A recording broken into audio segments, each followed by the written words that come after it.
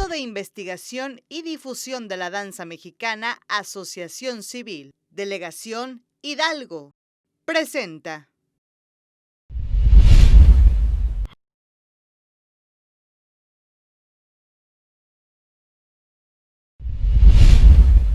Es un placer estar con ustedes y compartir este espacio en el que hablaremos acerca de las mayordomías como un agradecimiento y celebración de las bondades divinas. Para abordar primeramente el tema hay que remontarnos a la fundación de las cofradías. Estas instituciones que se fundaron en la época de la Nueva España. El nombre de cofradía, que proviene del latín cum, con, y frater, hermano, con el hermano o en hermandad. La fundación de las mayordomías, vamos a encontrar el registro más antiguo acerca de este tema, que en 1527 Fray Pedro de Gante ya había fundado la cofradía del Santísimo Sacramento. Esta cofradía era de naturales o de indios de la Nueva España. Primeramente, para saber cómo se fueron conformando estas hermandades, vamos a hablar sobre la elección de un santo patrono para su constitución. En una reunión junto con el religioso o sacerdote, acordaban la fundación de la cofradía y bajo qué advocación iba a estar, quién iba a ser el santo patrono, y a partir de ahí venían las elecciones que se realizaban en las juntas de cabildo. En estas elecciones designaban primeramente al rector. El rector era el sacerdote o religioso, a un mayordomo y a 3 diputados. El mayordomo era el encargado de vigilar que las cofradías cumplieran con todas sus funciones. Estas se regían por constituciones y se sostenían a base de cuotas. Las cuotas eran semanales, mensuales o anuales, como una especie de sociedad mutualista. Las cofradías tenían un arca. En esta arca se guardaban las cuotas, las limosnas, los libros de registro, en esto se hacía la serie de asentamientos generales de la cofradía. Dicha arca tenía 3 llaves. Las 3 llaves se repartían. Una le correspondía al rector, otra al mayordomo o hermano mayor, y la última se la concedían a uno de los 3 diputados. Dentro de las responsabilidades del mayordomo estaba la custodia de los bienes de la cofradía. Entre ellos están los adornos de los altares, las banderas, los estandartes, la ropa de las imágenes, y todo esto se guardaba en cajas de madera. Las cofradías participaban en las procesiones de las fiestas de los santos titulares del pueblo, y es ahí donde portaban sus insignias, los estandartes, las cruces, los ciriales, las ceras encendidas. Cuando concluían estas procesiones, también había el desarrollo de una fiesta vistosa en la que participaba la gente del pueblo y que incluso llegaban a tener hasta corridas de toros. Cabe mencionar que las cofradías primeramente se fundaron las de españoles, después las de indios o naturales, y también había cofradías de gremios de artesanos. Con las leyes borbónicas de 1793 estaban registradas en el Arzobispado de México 970 cofradías, pero a partir de estas leyes hubo una revisión. Las que no estaban fundadas de acuerdo a las leyes tuvieron que ser clausuradas, quedando únicamente la mitad de las que existían. Para 1859, con las leyes de desamortización de bienes del clero, también sufre otro tipo de mal, de daño este tipo de hermandades. Se terminan los fundamentos porque ya eran otras leyes las que se iban a constituir. Sin embargo, Las cofradías nos dejaron un legado muy importante como fuentes de información para los trabajos que nos dedicamos a realizar dentro de la investigación de las costumbres y tradiciones de nuestros pueblos. Muestra de ello es este libro que les voy a presentar. Es un libro de registro. Este libro se le llama también de cargo y descargo. Los libros, primeramente, tienen como título o portada la constitución de una cofradía. En esta constitución se menciona el nombre de la cofradía o hermandad, el nombre del religioso que la funda, el lugar de donde es la cofradía, el año y el número de fojas de que está constituido el documento. Asimismo, en la parte baja va a aparecer el índice que está integrado en composición el documento. Vamos a tener primeramente asentados los nombres de las personas que fueron ingresando a la cofradía, la fecha y la limosna. Para poder ingresar había unas cuotas, dentro de esas cuotas había una de ingreso a la cofradía. Después de asentar los nombres de los integrantes de la hermandad, vienen los autos de elección. En esos autos de elección se menciona cómo se hace la elección. Estas elecciones eran anuales y se asienta por parte del rector de la cofradía la elección, las propuestas para el hermano mayor o mayordomo y para los diputados. El tipo de registro que se hace nos permite saber también que el voto para la elección era secreto. Después de esto vienen el registro o asentamiento de las cuotas de cargo. Esas cuotas que ya daba la cofradía, más aparte anexan las de las misas. Misas únicamente que tenía la cofradía, no las misas que se realizaban de manera diaria en las iglesias o conventos, únicamente las que solicitaba la cofradía por acuerdo con el rector, es decir, el párroco, le pertenecían a la cofradía estas limosnas o cuotas. Después de eso vamos a encontrar el registro de las fiestas. En este registro de fiestas se asentaba el nombre del mayordomo y los gastos que se iban realizando para la compra de las diferentes cosas que se iban a ocupar dentro de la fiesta.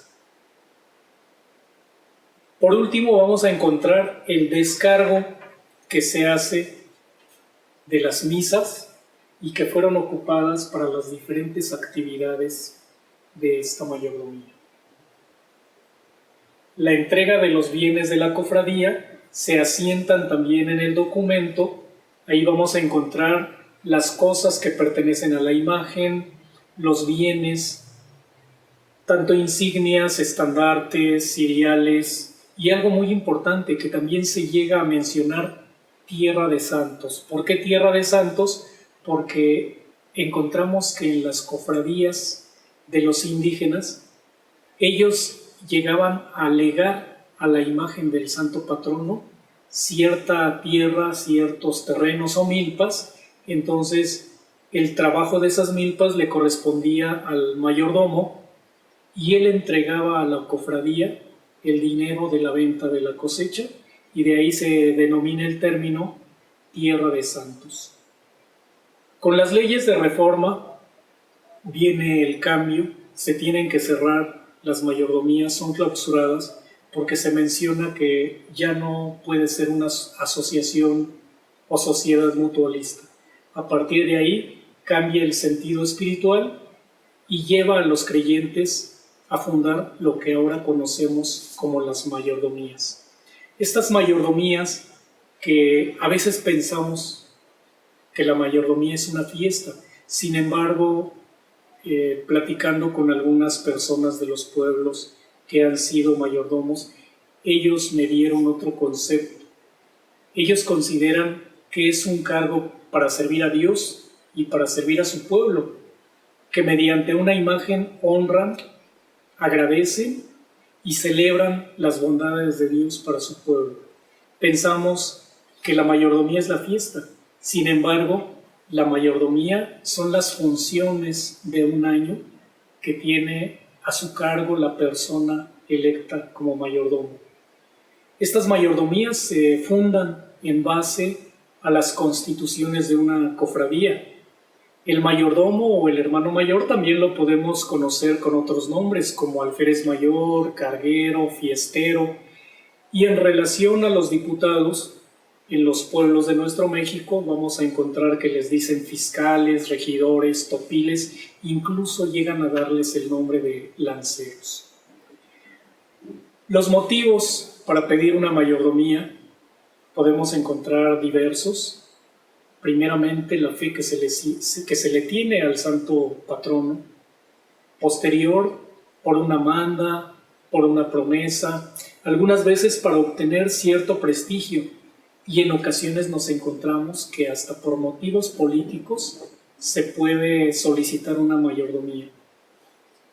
La elección que se hacía de las cofradías en la época de la colonia continúa con las mayordomías. Y esta elección va a ser de acuerdo a las costumbres de los pueblos. En algunos de ellos, en la elección, recae la responsabilidad de quienes ya tomaron el cargo de mayordomo. Pero también podemos encontrar que en otros, donde desafortunadamente ya se perdieron los cargos de mayordomía, y más en algunas poblaciones donde hay asambleas comunitarias, cambia el concepto porque ya hay un comité de fiesta o un comité de iglesia y ellos van a ser los encargados de esta elección. Pero también nos podemos encontrar que se puede hacer una invitación, ya sea por parte del presidente, por parte del sacerdote, de algunos regidores. Ya no va a ser una elección, sino también una forma de invitación para cubrir este cargo. La responsabilidad del mayordomo, pues es algo importante para la comunidad. No solamente es una fiesta, sino también el servicio que da a la iglesia, el mantener en buenas condiciones el templo, el nicho donde está el santo patrono, y pues las actividades que hace mucho antes, primeramente cuando es nombrado. En algunos de nuestros pueblos, cuando se nombra al mayordomo, lo primero que él hace va a invitar a los danzantes para que lo acompañen el día que va a tomar el cargo. ¿Para qué? Pues después de recibir el cargo, va a salir en procesión de la iglesia rumbo a su casa y para él es importante que la imagen vaya acompañada por los danzantes. Algo que se le entrega el día de la toma del cargo y que se conserva en algunos pueblos desde la época de la colonia son los platos de mayordomía. Estos platos que fueron elaborados en plata y que tienen como rasgo característico en el centro esculpida la imagen del santo patrono. Otro elemento que tenemos también de esa época son las varas o bastones de los fiscales, de los topiles, de los regidores, o como se llame en los diferentes lugares. Estas varas están rematadas en la parte superior con la figura de una cruz, también elaborada en plata, pero se han encontrado también en estas mismas varas de mando diferentes figuras religiosas esculpidas, y es ahí donde los topiles hacen el amarre de los listones de diferentes colores. Estos listones nos están simbolizando primeramente la vida, la autoridad y el servicio que ellos están brindando al pueblo. Es importante mencionar también que la función del mayordomo va desde invitar a sus acompañantes y a quienes le van a ayudar, a esos ayudantes que no solo le ayudan en el desarrollo de la fiesta de la mayordomía, sino que cuando él tiene invitaciones a otros pueblos, invita a sus familiares, invita a sus amigos, para que la imagen vaya acompañada en procesión de su casa a otro pueblo o a la iglesia del pueblo o también a la casa de los demás mayordomos, de acuerdo a cómo sea la invitación que se le hace. También va a tener la responsabilidad de invitar a los ayudantes, a las mujeres que le van a ayudar a preparar los alimentos para la fiesta, a los hombres que van a realizar el trabajo más duro, desde cortar leña en algunos pueblos, cortar posiblemente la hoja de pino o cochal que va a servir como alfombra para aromatizar no solamente el templo del pueblo, sino también su casa. Los varones que le van a ayudar para el levantamiento de los arcos en su casa, en la iglesia, el arco de las andas del santo patrono. Todas estas actividades son muy importantes en las funciones de un mayordomo. Los gastos que él llega a tener no solamente corren por su cuenta, sino que también, al igual que en las cofradías, hay un libro y en ese libro se registran las entradas y salidas o el cargo y descargo que mencionábamos al principio. Todas estas funciones del mayordomo, incluso cuando en algunos pueblos se va a solicitar una mayordomía, hay pueblos en los que todavía conservan los libros y ahí se asienta la solicitud. Hay una lista posiblemente para 5, 10 o hasta 20 años para ser mayordomo de este santo patrono. Pero hay otros donde desafortunadamente se han perdido estos libros de registro y únicamente de manera oral se hace este otorgamiento del cargo a mayordomo.